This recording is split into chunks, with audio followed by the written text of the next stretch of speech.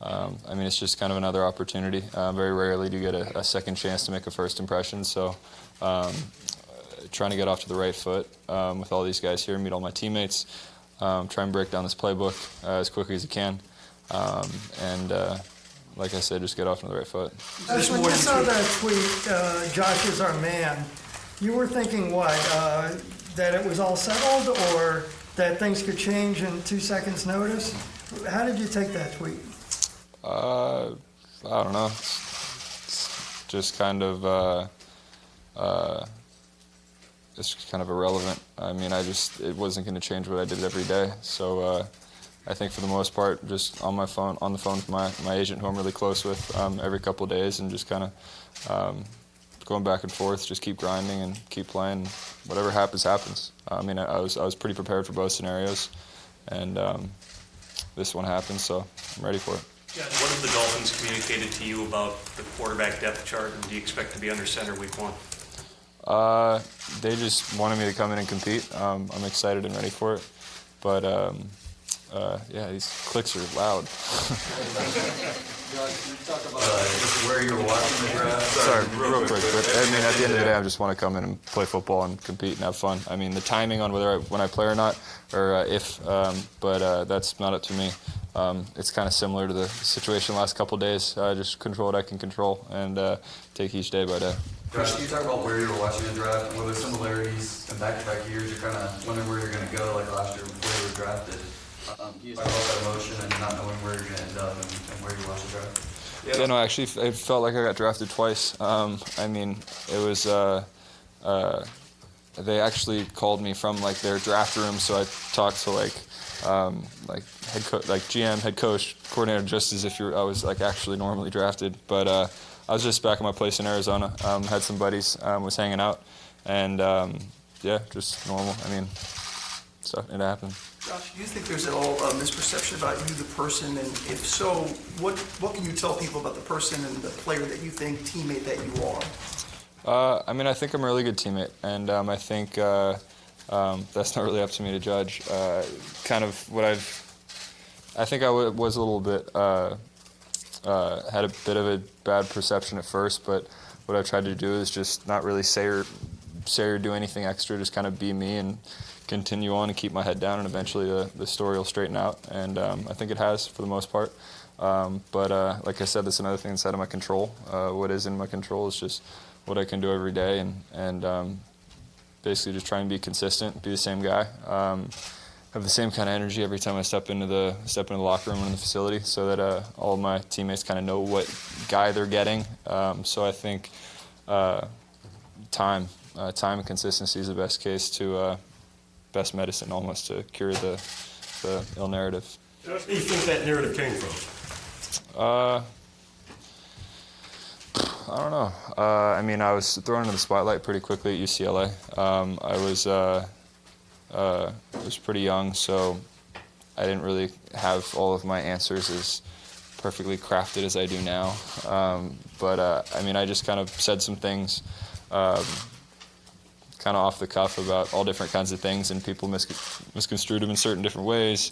I mean, I think the core root of it probably came from when I said I don't need football, but I mean that was in the frame of reference of I walked in on a couple of my teammates sleeping in the team room or sleeping in the players' lounge, and that kind of struck me, and just kind of getting to know these guys and the backgrounds that they come from.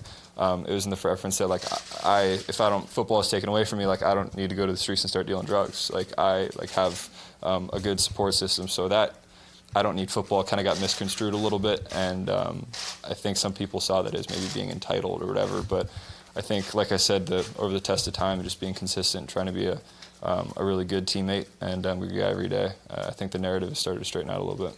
What have you learned, or how have you changed at all over the last few weeks, maybe a month or so, when this whole draft scenario possibility has been going on and now the actual trade happening? Can you repeat that in what sense? In the sense of, obviously, this has been some adversity. Yeah. This has been uncomfortable, I assume. Have you learned anything from it? Yeah, I think I'm in the process of learning it. I mean, I landed last night at like 6, 7 o'clock, so my head's still spinning. But I mean, it's just sort of another hurdle you got to step over. And I think you can't really look too far ahead or look in the past. I think you got to kind of keep your head down, and like I keep saying over and over, day by day. And then after you string a couple days together, you can look up, and it's been a couple successful weeks, months, and hopefully years. Watched you from afar last year. Obviously, it didn't go as well as you hoped it to be. What did you learn from last year, and why you're confident that you're a much better player than we saw on the field last year? I think a lot of the little things. I think I got a lot better at a lot of the little things that have to do with football. I mean, even as small stuff as like scheduling, like knowing how much time you need to allot yourself to pre-practice warm up, how much you need to post-practice, your recovery routine, how you ration out your studying Monday through Sunday. I mean, I think a lot of those little things, saving minutes here and there, and just being more efficient with my time, and that's not even including all the stuff actually on the field with regards to X's and O's, but that's a whole nother conversation. You said on draft night last year, 9 mistakes were made ahead of me. I remember you amended that later to say 3 for the teams that took quarterbacks. Now that the entire league has not given up a first-round pick for you, the Cardinals gave you up for pennies on the dollar. What's your overall mindset? I would like to give you the quote that you want, but for the most part, I'm going day by day.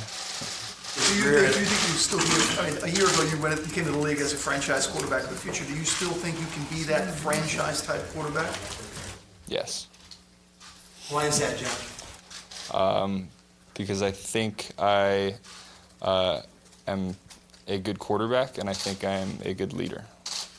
Really thought that you would have a chip on your shoulder given everything that was said about you and how this last year went. Should we expect a new motivated Josh? I don't think my chip's got to grow anymore. I might tip over. Josh, this is a team that has a lot of assets going into next year's draft, and we know you're going to go out there and compete every day. But considering this season going in, do you feel this is like a one-year tryout for the quarterback position and maybe to be that franchise player? Yeah, I think regardless of situation, I think you got to have the mentality that you're trying it every single day. I think you hear quotes from the GOATs like Tom and Peyton and all of them, and they're saying that every year someone's trying to come in and replace them. Even if they're not, they try to act like they are. Every single day they try to earn the respect of their teammates, which they already have. Every single day they try to earn the praise of their coaches, which they already have. So I think whether that's true or not, I'm going to have that kind of mindset. Like it's my job every day, every hour, and every minute to prove that I'm the guy. Did Gerald say anything to you after that softball game about you coming over here? Yeah. Said a lot of things. He's really good mentor, big brother, uncle. We all call him Uncle Larry. Got a soft spot in my heart for him, but he's been great. The Dolphins have been looking for a franchise quarterback since Marino left 20 years ago. Are you aware of that Dolphin history and how long it's been since they've had a facing a franchise quarterback? I think I heard I was going to get that question, but yeah, I'm aware of the situation, and hopefully I can follow in some semblance of his massive footsteps. Josh, do you remember meeting offensive coordinator Chad O'Shea last year during your draft stuff? No. Adam Gase was the main guy that was With the Patriots, drilling me.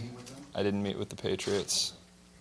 What do you think stability at the offensive coordinator position would do for you after your career in college and last season? Well, it's not stable yet. I gotta prove it. I gotta play this year before I can earn them for next year. So I think this is 4 coordinators in a year. So I mean, I think it